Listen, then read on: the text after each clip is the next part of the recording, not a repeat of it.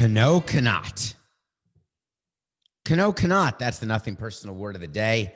November 19th, 2020. Robinson Cano has been erased. Like Arnold Schwarzenegger. He's literally gone. Not a new identity. We'll all be able to recognize him. You won't recognize him in Cooperstown because he's not going there. You will only recognize Cano as the guy who signed a $240 million 10-year deal when he left the Yankees and went to the Seattle Mariners, ended up traded to the Mets, got suspended for steroids in 2018, served an 81-game suspension, and then did it again. What in the hell was he thinking? I want to give you, before we get into this and tell you about what Cano cannot do, I want to do an imitation. I wish that if you're watching this on YouTube, Nothing Personal with David Samson is the channel. Hit subscribe. But if you're watching this on YouTube or if you're just listening, here's what I'm doing right now. This is my live shot. Picture a camera.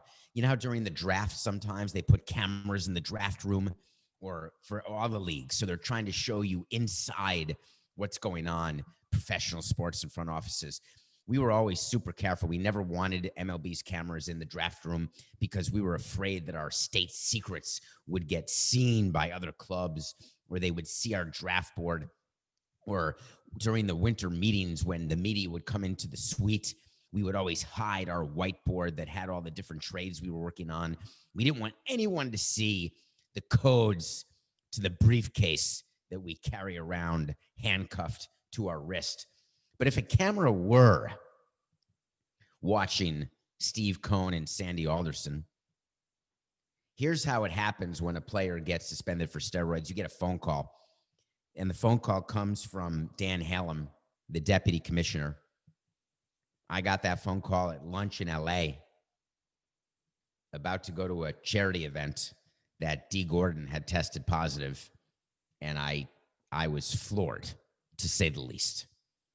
And it set off a string of events that were a nightmare. I think it's a story we've told, Coke, on Nothing Personal. But if not, we can maybe do it on another episode. What that phone call is like, because you ask the normal questions when it's a player you do not expect to do steroids or to have done steroids. It can't be true. Was it him? Are you sure? Is he appealing? Here's the phone call that came from Dan Hallam to Steve Cohn and Sandy Alderson. Hey, good to talk to you. Hey, Dan, you're calling about our GM and President of Baseball Operations search, right? You're calling to find out how much we're going to pay Theo, right? Actually, I got some news for you. Are you sitting down? Well, is everything okay? I was approved to be an owner, so that's good. We're starting our ownership. We're going to sign some free agents. Are you upset that we're offering Springer that much money? We didn't even tell Springer yet what we're offering him. No, we're not going to break the bank with Bauer. No, you're not calling about that? Well, Steve, just relax. Let me tell you what's happening. Robinson Cano is being suspended for the year for testing positive for steroids. Hello? Dan? Dan, is that you? I'm sorry. Could you say that one more time? Did you just say that Robinson Cano tested positive for steroids and he's being suspended the entire year? Hold on. I'm new to the game. Just clarify this for me. Sandy, hold on one second. Dan, does that mean we don't have to pay him the $24 million that we owe him for the 2021 season? Dan, can you hear me? Dan, say it one more time to me. I'm ready now. I'm sitting. Steve, Robinson Cano had tested positive. He did a steroid called Stanozolol. Yeah, the one that Palmeiro did. And no, you do not have to pay him. He is gone for the entire 2021 season. Hold on, Dan. I'm putting you on mute. Snoopy dance. Snoopy dance. Snoopy, Snoopy, Snoopy. Snoopy, Snoopy, Snoopy. Boom. Saturday Night Fever. Boom. Ooh, Uma Thurman. Pulp Fiction. Ta-da. Dan, okay, you're off mute. Hi. So do we have to do a press release? Should we do a statement? What would you like us to say in the statement? Well, it'd be really good. You have to say that you support the joint drug prevention treatment. Yes. And you also have to say that you are devastated and upset. Yes. No. You have to say that you support the decision, but you're very disappointed. That's what everyone says. No, I know that you're not disappointed. I know that you just, you didn't press mute. Mute button makes it so I can't hear what you're doing. I totally heard the celebrating you just did. I totally heard that. And no, please do not take that $24 million and overpay for Springer and Bauer. You can sign both of them now if you want, and you can bring in Rialamuto too. But please don't break the salary structure that we have. But feel free to sign him. But mute. Remember, when you're on a call, and especially on Zoom, I could see you dancing and celebrating. But you have to do a statement right now because word's going to get out in the next 5 minutes. Steve, this is Sandy. I've got the statement. I know exactly how to do it. So here we go. Ready? We were extremely disappointed to be informed about Robinson's suspension for violating Major League Baseball's Joint Drug Prevention and Treatment Program. The violation is very unfortunate for him, the organization, our fans, and the sport. The Mets fully support MLB's efforts toward eliminating performance-enhancing substances from the game. Period. That was actually Sandy Alderson's statement. I swear to God, that was it. That was the whole statement. Here's what Sandy Alderson and Steve Cohen wanted to release. Today we are announcing one of the great days in Mets history. Robinson Cano, acquired by the previous GM, who's now been fired, has stupidly and brilliantly decided that he needed steroids to possibly perform at the age of 38 and was willing to take the risk knowing that he had 2 years left after this year at $24 million a year. So he was willing to risk 1/3 of his remaining $72 million, and he got caught. We are so happy. We are going to reallocate that $24 million to bring in players who will help us win that World Series in the 3 to 5 year frame. Robinson Cano will never play another game for the Mets because he stinks. And he saved us 24 large. Period. Close quote. For further information on the positive testing of Robinson Cano, please go to our Twitch account where you will get a live look at our front office when we heard the news. And yes, there will be dancing. Remember that line from My Best Friend's Wedding, Coca, with Julia Roberts? I bet that's a movie you've never seen. Julia Roberts is in that movie with Dylan McDermott, I think is his name, the guy who was in Point of No Return with Bridget Fonda. And then not Rupert Murdoch, not Rupert Friend, but another guy. And his name is Rupert, I think. And at the end of this movie, they're at the wedding, and it's Cameron Diaz as well in that movie. And Rupert says, "There will be dancing." And yes, there was. Robinson Cano did something that maybe one day it's Rupert Everett. Thank you, Coca. You read my mind. One day I'll understand why Robinson Cano did what he did. And I've spoken to players about steroids, and the conversation always goes the same way. I would never knowingly do that unless I was going for a contract because I thought that there was a smaller chance of being caught prior to signing a long-term deal than if I don't do steroids. I need to improve my numbers. I need performance-enhancing drugs. The other type of players who do steroids tell me, listen, I'm in the middle of a long-term deal. I'm getting older. I've got an ego, and I just can't perform. My body doesn't recover.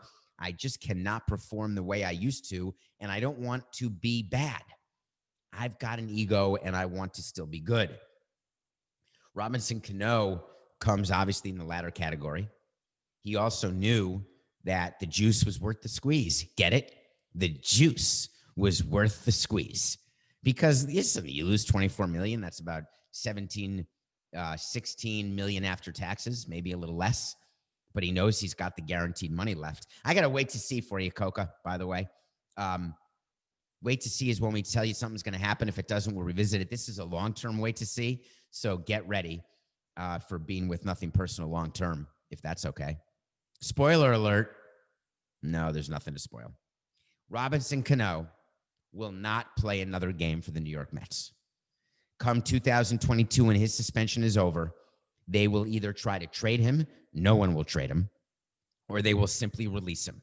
He still gets the $48 million left on his contract because he's never going to agree to a buyout. Why would you when he lost $24 million for sticking a needle in his tuchus?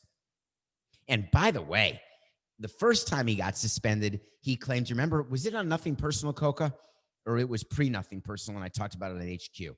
I can't remember. Either way, we were with CBS, and he tested positive for what is known as a diuretic. And he was just saying, hey, I took a diuretic, my stomach hurt, I was constipated, and I had no idea. Meanwhile, give me a break. Players know exactly what they put in their system. This time, he couldn't even claim it was for diarrhea. This time, he went old school.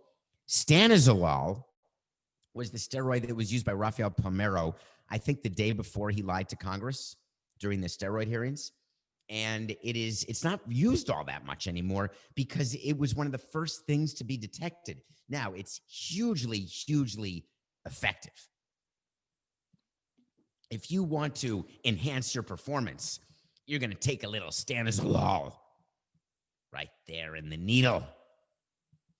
By the way, D. Gordon steroid was one that can't be taken by mistake. I spoke to D about that. Don't let players tell you that they didn't read the labels or they were taken by surprise. They couldn't believe it. Robinson Cano did not even appeal. Do you know why he didn't appeal? Because there was no chance to win an appeal. You're allowed to appeal. Let's say you use hair shampoo that has some sort of ingredient that tests positive, and it's not a performance-enhancing drug. It's literally Johnson & Johnson shampoo. I'm making that up. It's not J&J. But just say it's a shampoo. You can appeal, and there's a chance that you will not get banged for that. There is no way to appeal stanozolol the law. Robinson Cano has done the Mets and Mets fans. Are you out there sending thank you notes? Hey, Jack, Riley, what about your friends, Coca? Are you emailing Steve Cohn and congratulating him on buying the Mets? Because if you are, you got to email Robinson. Get on his Twitter, get on his Instagram, and just thank him. Because the Mets have a way better chance in 2021 because Robinson Cano, the no chance Hall of Famer, is simply so egomaniacal and stupid that he tested positive for steroids a second time, suspended for a full season. If he does it again, he won't have a chance to because he won't be on a team. But if he does it again, you get suspended for life. Robinson Cano, you will always be known not as one of the greatest offensive second basemen, not as a world champion. You have cemented your legacy, sir. You are a steroid user. Hard stop. Did that take away all the news from the NBA draft? I don't think it did. NBA draft was last night. That wasn't even the biggest NBA news. What took away from the NBA draft was all the stuff that happened in the NBA having nothing to do with the draft, which is a nightmare for the NBA. They wanted the draft to stand on its own. History was made. Pretty cool NBA draft. Coca and I had a pre-show disagreement, which is great. It's why you guys love Nothing Personal, because he and I argue. He can't stand me. I can't stand him for the period of time that we're doing the preparation for the show, because we have a different view of everything, which is critical to making a good show for you. Because I'm not one of those guys who want sycophants around me. I don't want people who are just going to be, oh, yeah, you're great. Oh, yes. Oh, you do everything right. Oh, I love the show that you were thinking of doing. Oh, this is a great topic. No, hell no. I want Coca to tell me I suck. I'm short. He called me short, by the way. I don't think that was nice, Coca. You don't have to be personal about it. Just because you don't agree, you don't have to just say, oh, by the way, you're short. I know that. Anyway, so here's what happened in the NBA draft. I just want to mention three things. A shout out to Israel. Number 9 pick in the draft was from Israel. Highest ever. Israeli to be drafted, went to the Washington Wizards to play with Bradley Beal. Second thing that happened in the draft that was of note, 5 Nigerians, all of whom were scouted by Kevin Bacon, were all drafted in the first round. That's a record. Third thing that happened in the draft, first time since 2000 that Duke, Kansas, and Kentucky did not have someone in the lottery. That's pretty amazing. 20 straight years, I guess only 19 because this is 2020, 19 straight years of a Duke, Kansas, or Kentucky player being in the lottery. Nope, not this year. That's pretty newsworthy, I think, isn't it? You don't need to go to one of those schools to be in the lottery. News alert, breaking news, you just need to be good. So the NBA does its draft. It goes off without a hitch. Pretty cool. But the non-NBA draft news was bigger to me.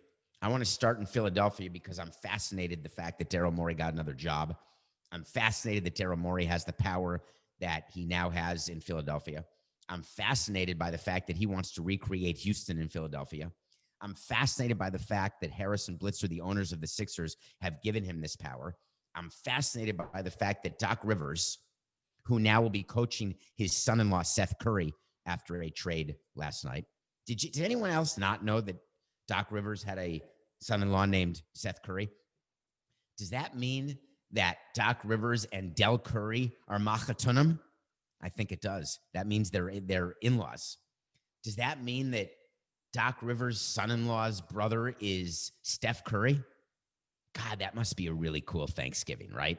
I mean, not that Machatunim ever get together for Thanksgiving, but if they did, that'd be pretty cool, having like all the Currys plus all the Rivers.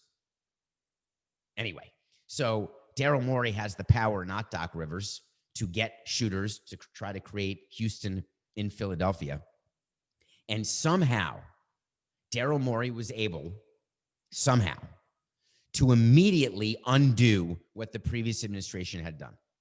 All the Philly fans at CBS Sports HQ who complain incessantly about the Phillies, about the Sixers, and how they are with Embiid and Simmons, and they just can't play well. But they brought in Tito Horford from the Celtics. They stole him away from the dreaded Celtics, and he was going to put him over the top. They signed Tobias Harris to a max deal, who stinks.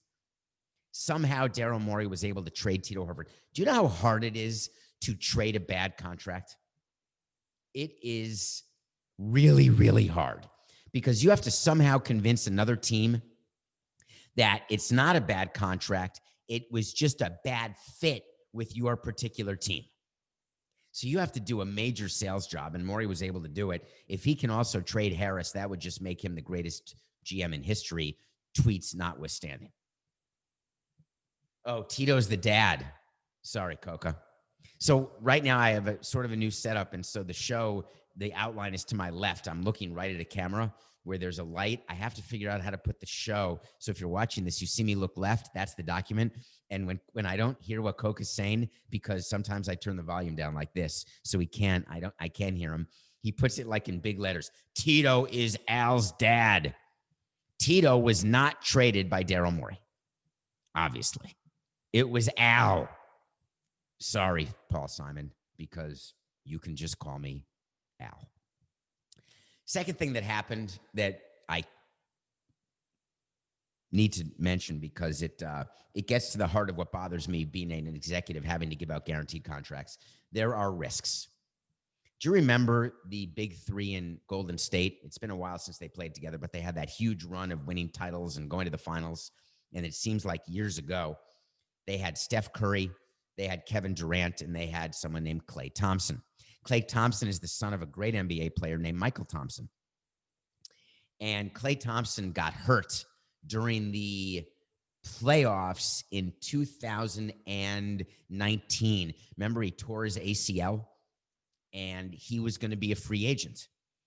And what we learned is that the Golden State Warriors had promised Klay Thompson that he was going to get a max deal from them, which was 5 years, like $185 million, something like that. 5 years, 189, Coca. Thank you.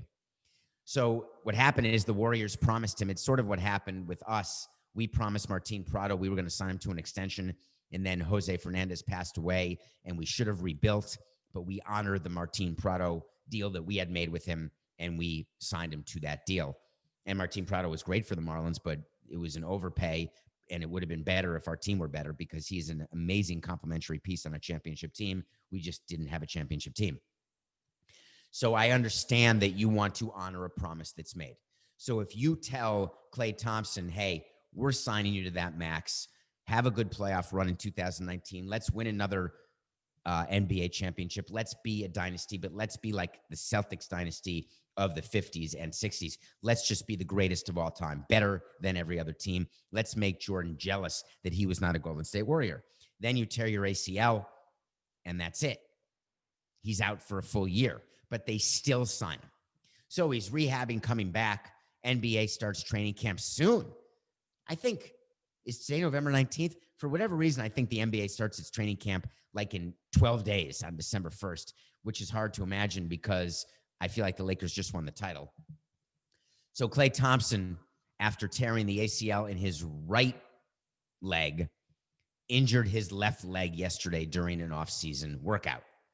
And it's bad enough that there is some concern today that there will be an announcement that Klay Thompson may have ruptured his Achilles. He may have torn his Achilles.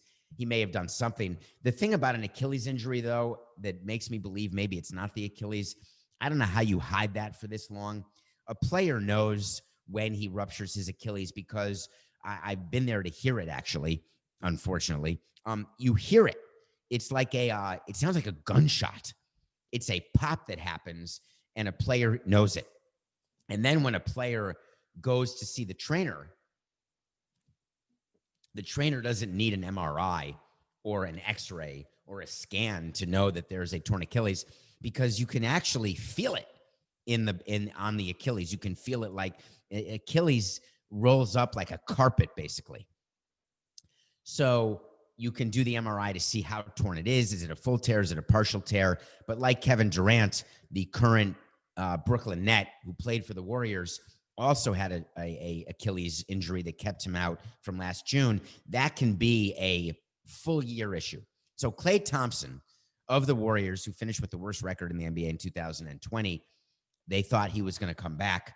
He may miss a second year of that 5-year guaranteed deal and not have been healthy for one game of it. If you're the Warriors, you are despondent. You feel like you're rewarding him for what he did for you to win those titles, but that's not good business at all. So let's watch for the Klay Thompson news. And that wasn't even the biggest story non-draft in the NBA yesterday. What blew my mind is that Peter Bogdanovich of the Sacramento Kings, his name is not Peter Bogdanovich. Hold on. Bogdan Bogdanovich. Is his first name the first 6 letters of his last name, Coca? Is that right? You just wrote that his name is Bogdan Bogdanovich? Okay. Bogdan, sorry. Bogdan Bogdanovich. Bogdan. All right, here we go. The name of the player for the Sacramento Kings is Bogdan Bogdanovich. Okay. He's a player for the Sacramento Kings who we said on this show was traded to the Milwaukee Bucks to be a shooter to help Giannis decide by December 21st that he wants to sign the max deal. Great. Except we heard yesterday that Bogdanovich never approved the sign and trade deal. This was not, let me explain. There's 2 ways the trades happen in the NBA, maybe more than 2, but the 2 that I'm familiar with is when a player is signed to a deal, he's traded to a team who then takes over that contract. That's like a baseball trade. That's like a basketball trade. A guy's making $10 million a year for one team. He's traded to another team. He still makes the same $10 million a year, except instead of being paid by the Knicks, he gets paid by the Bucks. That's it. A contract that gets assigned. That's the legal word for it. So the Knicks assign the contract to the Lakers, and the Lakers assume the contract that was originally assigned by the Knicks. Another way that a trade is made is what the NBA calls a quote-unquote sign and trade deal. A sign and trade deal is when the team that wants to acquire the player does not have the cap space or the enough of the cap space to actually sign that player. So you get another team, the current team of the player, to sign that player to a contract that you know you are going to trade immediately to the team, and that team will then assume the contract that that player signed with his original team, called a sign and trade.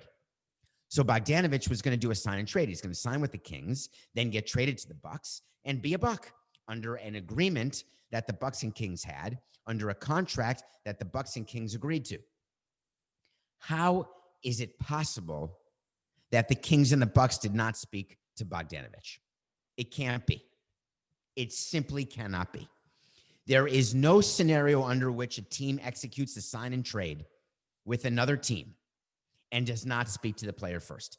It does not happen. Yet the media is reporting that Bogdanovich is unhappy, did not agree to it. God, I hope the mute button worked on that, Coca. I need some Gaviscon, and I mean right now. Can we stop the show so I can take Gaviscon? I'm just kidding. Gaviscon, if you don't know what that is, you can be a sponsor of Nothing Personal if you want, because I eat it like sweet tarts. It's good for the tummy. There is no way that the Bucks did not know that Bogdanovich had not agreed to a sign and trade. There is no way the Kings agreed to a trade with the Bucks on a sign and trade without going to Bogdanovich first. Yet there is word out there that he didn't know and that he's pissed off. It can't be true, and we're going to find that out. We will know very soon, because I believe this trade ends up happening. I believe that there is something wrong with the information that is out there right now, because otherwise the malpractice by both the Kings and the Bucks is so significant that they both come out looking way more stupid than they are, because it can't be. While people on Twitter are saying this is typical Sacramento Kings, and people are saying Giannis is watching. I love this tweet by somebody. Giannis is watching carefully to see how this ends up. GMAB, honestly.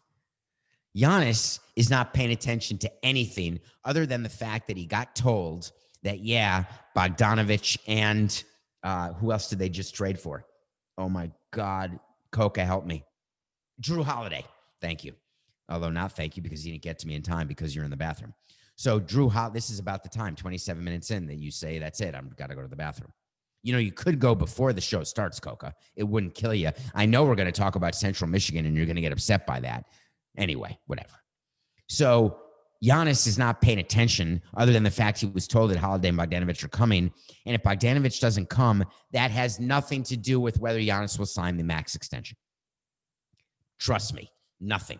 It's just pie in the face on the Bucks and the Kings if they were that bad at their job. It can't be. We're going to find out here that that trade is going to go through. And if it doesn't go through, then we will know forever about the front office of the Kings and the Bucks. Okay. When we come back, we're going to talk about Dominic West's supposed girlfriend.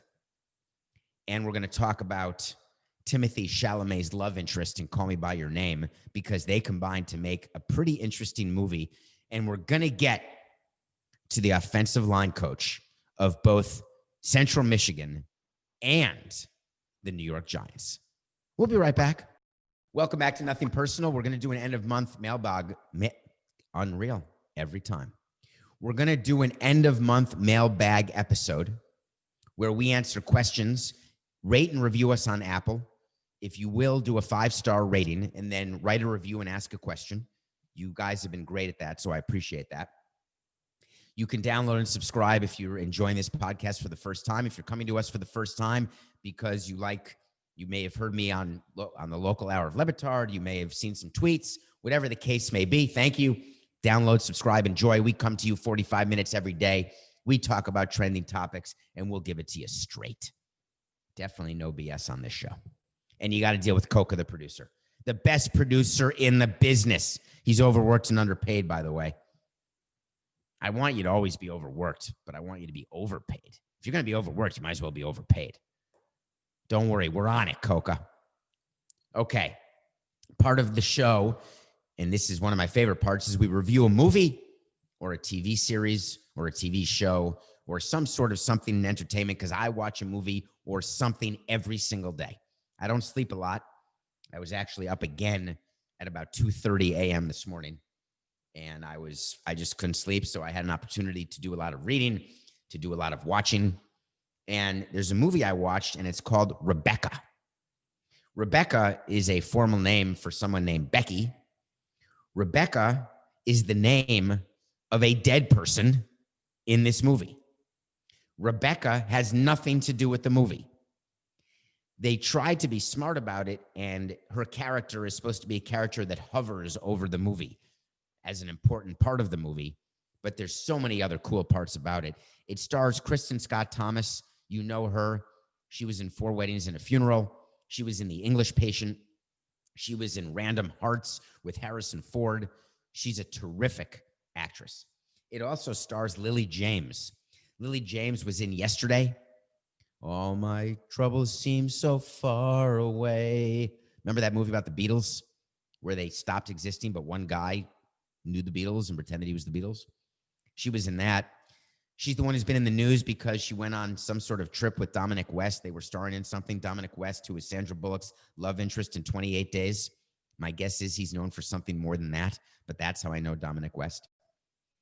And they apparently have a relationship. They don't have a relationship. They do have a relationship. Anyway, Lily James has gotten a bit of attention for that. She's in this movie. And Armie Hammer, the guy who played the Winklevoss twins in The Social Network, he played both characters. The guy who played in Call Me By Your Name with Timothée Chalamet, he plays a widower who falls in love with Lily James, who plays a maid, except she then becomes the head of a household. And it is a huge mansion where they live. And it is a mansion that used to be taken care of by Rebecca, who was Armie Hammer's first wife, who died tragically, unexpectedly. He was despondent beyond repair. He wanted someone to replace her, or did he? The whole estate is run by Kristen Scott Thomas. What's her involvement in this? Are there layers to the movie? Yes. There are enough layers that you need 3 different baking pans to layer up the cake in order. It's not Layer Cake, another great movie with Daniel Craig, actually. There's so many layers to Rebecca that you will enjoy this movie. I don't want to spoil the end, except to say I did not see it coming. And I pride myself in seeing a lot of ends, but this one just surprised me. Truly. It's called Rebecca, starring Lily James, Armie Hammer. Check it out. I think it's on Netflix, but just check your streaming platforms. I can't remember where I saw it. Okay, Coca. There was something that happened in the NFL yesterday that got a lot of attention for people who were tweeting questions at me, so we got to address it. So we're going to right now. You know what I want? I want to talk to Samson. Thank you, Coca. That's a segment that we do where you get into Twitter at David P. Samson, press follow, and then get into the DMs. You can ask a question. I'll try to get to as many as I can, either on the show or I'll try to answer them if I can directly back to you. I do spend some time every day responding, but as the show has grown, there are more messages that are coming, making it hard, and I don't have a service respond to them. I don't have anyone else. If you hear back from me, no one runs my Twitter but me. It's actually me. So a question came about something that happened with the New York Giants yesterday that made news that blew my mind. Question: do you think Colombo and Judge actually had a fight? I got to give you context. Joe Judge is the coach of the New York Giants football team. Colombo, obviously, Coca, you know why I'm saying Colombo, because I, for the life of me, can't remember his first name. I want to say Marc, but that doesn't sound right. Colombo, it was the offensive line coach. Rumors came out yesterday that they had a full-out fist fight. And it is Marc. I can't believe I got that right. A fist fight. Now, Marc Colombo is 6'8", 330 pounds. Joe Judge is no David Samson. I've been around coaches and managers for 18 years. I've seen arguments. I've seen people get in each other's faces. I've seen it happen with GMs. I've seen it happen with managers. I've seen it happen with me. I've been attacked. Jeff Torborg got right up in my face. There's been arguments between Mike Hill and Larry Beinfest, between me and Mike Hill, between me and Larry Beinfest. Things happen when you work together every day, when you live together, which is what a baseball season is, which is what a football season is. Disagreements happen. But a fist fight? No chance. There is no way. Pushing and shoving? Maybe. A flail? Less likely. But an all-out fist fight where Joe Judge would go to a press conference with sunglasses on and Marc Colombo would have like a bruise or a bite mark? Come on, man. There's no way someone would have videotaped that. And by the way, most fist fights, you grab each other and you roll around on the ground. It's not real punching. It's not real, like a real boxing match. But that was the report which the Giants immediately said, nope, not true. There's nothing to see here. Well, there is something to see here because Marc Colombo got shit canned, fired, gone. The offensive line coach for the New York Giants in the middle of the season got fired because of a disagreement he had with Joe Judge. What happened? What happened is Joe Judge, and did this come from above? That's the question that you need to find out from Joe Judge. Because my experience tells me that a smart coach does not do what the Giants did and bring in Dave DeGuglielmo. There's no way I got that name right? Coca. Dave DeGuglielmo.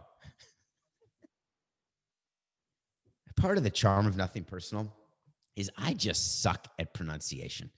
I suck at remembering names. There's tricks that I was taught, by my grandfather. Hi, I'm Joe. Nice to meet you. You're supposed to say, hi, Joe, I'm David. Nice to meet you. Because when you say the name again, it somehow makes you remember it more. I remember faces, and what my memory is based on reading. That's how I always have been. I need to read something, and then I need to write it, and then I can always remember where I read it or where I wrote it. But if someone gives me a piece of paper that's prepared, it doesn't get into my memory. So I have a great memory for certain things and a horrific memory for other things. But one thing that is underlying at all times is my inability to pronunciate. So Coca, bless his soul, whispers in syllables, day, Samson, it's day, ghoul, like a ghost, ghoul. And he's whispering and writing, and he's breaking it out into 3 letters at a time. Anyway, when you are a manager, you do not fire someone on your coaching staff mid-season. Period. You also do not hire someone to come in and assist one of your coaches without your coach wanting it, agreeing to it, and needing it. We did that as front office executives. We would fire coaches. We would bring in assistants. We would do all of those things as a shot across the bow to the manager or to the coach saying, just know if our team doesn't get better, if our pitching doesn't get better, if our offense doesn't get better, you are going to be fired at the end of the season or even earlier. But the manager, or the coach in this case in the NFL, would never do what the Giants did by hiring under Colombo, DeGuglielmo, who, by the way, was the other finalist for the offensive line coach before the season started. So you had 2 finalists. You hire one, you don't hire the other. You say, thanks for playing, see you later. Then halfway through the season, you go back to that guy and you say, by the way, just kidding, JK, can you please come join our staff? You're going to be reporting to Colombo, but it's just going to be brief, I promise. I don't know how brief, but brief. No, I'm not going to be able to measure it in minutes. It's going to be weeks, maybe end of season. Hold on. Let me make sure I tell Colombo what's happening. Judge goes to Colombo and says, hey, riddle me this. We're bringing in DeGuglielmo. Work with him, please. Colombo says, hell no, you're not. You've totally wiped away all my power. You've totally neutered me. I'm a eunuch. I'm in a damn Mel Brooks movie. Judge says, hey, it came from above. Or Joe Judge says, I did it. There's no way, right? Let's just pretend it didn't come from above. Let's pretend that Joe Judge had to eat it for his general manager or owner. I don't think it's possible. But Joe Judge says to Colombo, sorry, man, just work with him because we need help. We want to be better. Let's be better. We have a high draft pick who's not developing right. He's not performing. We got to protect our young quarterback, Daniel Jones. We're not bad enough to get Trevor Lawrence. We just need help. We've sucked for so many years. How long have the Giants been bad? They won those Super Bowls, Coca. But I think they've been bad like for the past few years. I spoke to my friend Will Manso here in Miami, the sports director for PLG Channel 10, the ABC network, I think. And he's a huge Giants guy. And I can't remember how long he told me they've been bad, but it's for a pretty good number of years. And so it's possible that he was told to do this. We'll see. I don't tell me. They have one playoff appearance in how long, Coca? One playoff appearance since 2011. Okay, that's not so good. Now, they did win the Super Bowl in 11. That's really good. I think Eli won 2 Super Bowls. Jeff Hostetler won a Super Bowl, and Phil Simms won a Super Bowl. So since the 1986 season, they've got 4 rings. So to me, that is quite successful as a franchise because they're franchises since 1986 who have nary a ring. But that said, they've been bad now for going on a decade. God, New York sports is not doing great. The Yankees, the Knicks. Wow, thinking about this, Coco, we should talk about this. Steve Cohen can own New York. If he wins with the Mets and before the Yankees win one, they haven't won since 2009. If he wins the World Series with the Mets, the Knicks have no chance. The Giants and Jets are both horrific. Maybe it's the Brooklyn Nets who can be good. If they get, if Irving and Durant can be good coaches for that team, I mean, they'd have a chance, I guess, if they get Harden. But wow, Steve Cohen is a great opportunity. But the Giants really have not been good. In any case, that is so you want to talk to Samson. Do I think they actually had a fight? My answer is I actually don't, because we would know. Now, if there is a fist fight that happens in your front office, you definitely do a release the way the Giants did on Twitter and through your PR department that's saying there was no fist fight. We just made a change on the offensive line side. But if there were no fist fight, then why would Colombo have to be fired? Why is it that after the rumor of the fist fight came out, that it was also announced that Colombo was let go as offensive line coach? Because there is a possibility that Judge told Colombo that Degula was coming to the team, and Colombo said, I don't want him. Judge said, you have him. And Colombo said, forget it. I don't want to be a part of that. And Judge said, fine, you have 2 choices. We're going to fire you if you don't want to do it. And he said, just fire me then. I ain't quitting because I want to get paid, but you better fire me because I'm not going to work with this guy, Degula. That could be what happened. It just definitely wasn't a fist fight. All right, before we end this show, I got to go back and review another offensive line. Central Michigan's offensive line stinks. That's not true. Their offensive line's pretty good. Their offense was great. They scored 44 points. But the offensive lineman's coach's daughter, who is Coca's friend, told us that Central Michigan +1 was a lock. You know I'm kidding. Coca doesn't even talk to her anymore. Maybe he does. I actually don't know that. Coca's friends with her from West Virginia. I just thought it would be funny yesterday. Coca got nervous after the show, folks. I got to tell you that we would be in a position where we'd get in trouble thinking that Coca had inside information. And if Central Michigan had won and our pick of the day had hit, that somehow we were doing something unsavory and nefarious. Well, Central Michigan lost 52-44. I'm back to 33-31. It was a horrible pick. We picked it because we wanted the Chippewas to beat the Broncos. They didn't. I'm sorry. To all people in West Virginia, I'm sorry. To all of Coca's friends, to all of Coca's not friends, to everyone who thought that he had that sort of connect with the offensive line coaches of the Central Michigan Chippewas, we didn't. You know what kind of relationship he's got. It's just business. It's nothing personal.